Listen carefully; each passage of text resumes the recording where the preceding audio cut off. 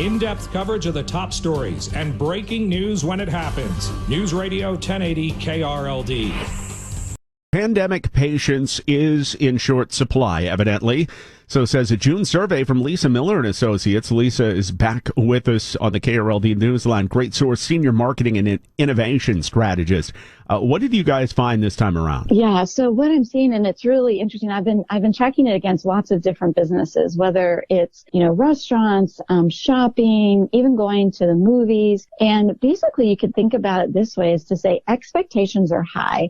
We've all been stuck in our houses and we're so excited to go back out. But then when we go out, we're kind of disappointed. And what's happened in the last couple of months, particularly at restaurants, the frustration with short staffs, people are just kind of fed up with it. Now, back in February, people were a little bit more forgiving. About 21% said, yeah, I'm kind of frustrated with there's not enough staff.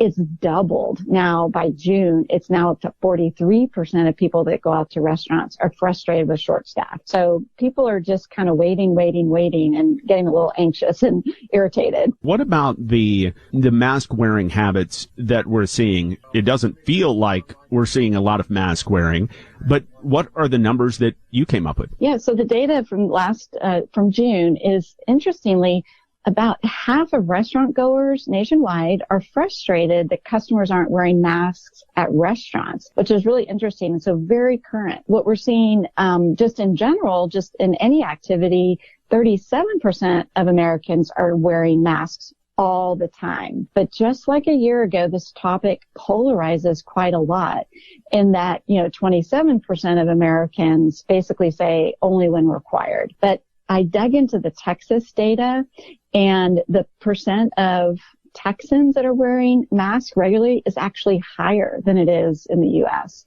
So I find that interesting. We'd seen in previous months that pent-up demand had really driven business, but according to your numbers, that might have hit a speed bump in June. What I'm seeing is that the pent-up demand exploding did kind of hit a speed bump, let's call it, in June.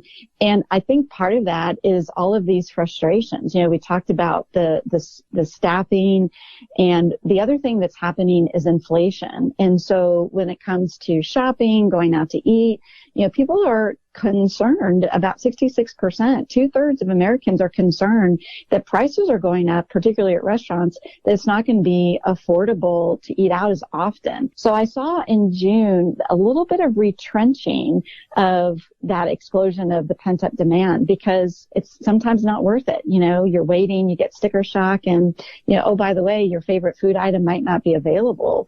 So I did see a little bit of that, retrenching. That is Lisa Miller. You can find her research by just searching hashtag Journey Back to Joy on your favorite social media channel. That's Journey Back to Joy.